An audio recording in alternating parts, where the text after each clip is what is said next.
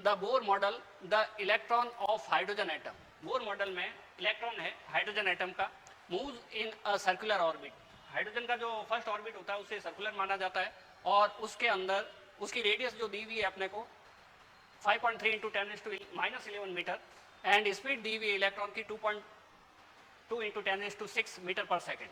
तो यहाँ पे हमारे पास रेडियस आ गई 5.3 इंटू 10⁻11 मीटर एंड स्पीड आ गई 2.2 इंटू 10⁻6 मीटर पर सेकेंड। ये दो वैल्यू हमें अभी तक दी हुई है।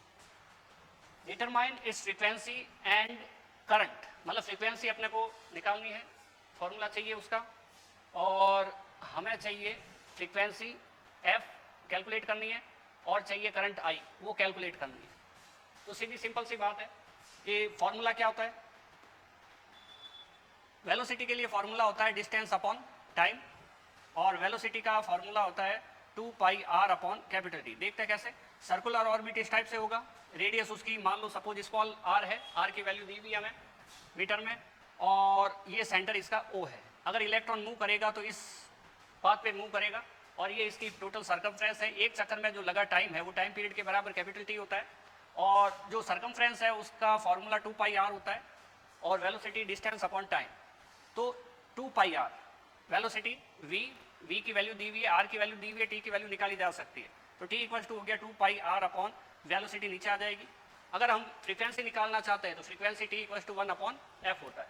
तो t equal to 1 upon F होता है, या हम बोल सकते हैं f equal to 1 upon T होता है। इस फॉर्मूले का यूज करेंगे तो टाइम पीरियड का उल्टा जो होता है फ्रीक्वेंसी होता है। तो हम इसको रेसिप्रोकल कर लेते हैं, तो ये हो जाएगा हमारे पास 1 upon T is equal to 2 pi R v upon 2 pi R. ये हो जाएगा हमारे पास v अपॉन 2 पाई आर। तो ये फ्रीक्वेंसी होगी क्योंकि 1 upon capital T time period का रेसिप्रोकल जो होता है वो फ्रीक्वेंसी के बराबर होता है। तो v upon 2 pi R, v की वैल्यू पता है 2.2 इंटू 10⁻6 है और 2 पाई 3.14 लिख सकते हैं या 22 अपॉन 7 लिख सकते हैं। r की वैल्यू हमें दी हुई है 5.3 इंटू 10⁻11 मीटर। ये 6.6 इंटू 10⁻15 हर्ट्ज, ये फ्रीक्वेंसी आ गई। ये हमारे पास इसकी फ्रीक्वेंसी आ गई। अब फ्रीक्वेंसी की वैल्यू तो आ गई, लेकिन क्वेश्चन के अंदर और पूछा है कि भाई करंट भी आप फाइंड करो, कि हमें करंट भी फाइंड करनी है। करंट फाइंड करने के लिए Q equal to I T सीधा सा फॉर्मूला है। तो हम करते हैं Q is equal to I T, I की वैल्यू हमें निकालनी है, तो I is equal to Q upon T. Q कितना है, इलेक्ट्रॉन पर चार्ज, और T कितना है, T के बारे में हमें पता नहीं। फ्रीक्वेंसी का जो उल्टा होगा,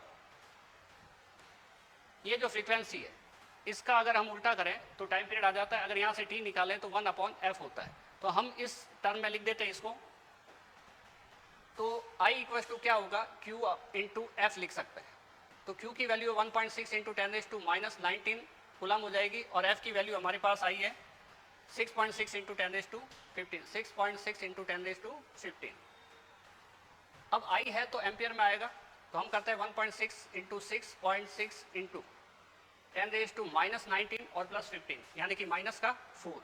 अब इन दोनों को मल्टीप्लाई करना होगा। मल्टीप्लाई करने पर हमारे पास आएगा 1.06 इंटू 10⁻³ एम्पियर। इसको सॉल्व किया और यहाँ पे बन जाएगा 1.06 इसको -6 को हम लिख सकते हैं milli ampere. 1 milli is equal to 10⁻³ होता है। तो इस तरह से हमारे पास फ्रीक्वेंसी की वैल्यू आ जाती है 6.6 इंटू 10⁻15 और करंट I की वैल्यू आ जाती है हमारे पास 1.06 मिली एम्पियर।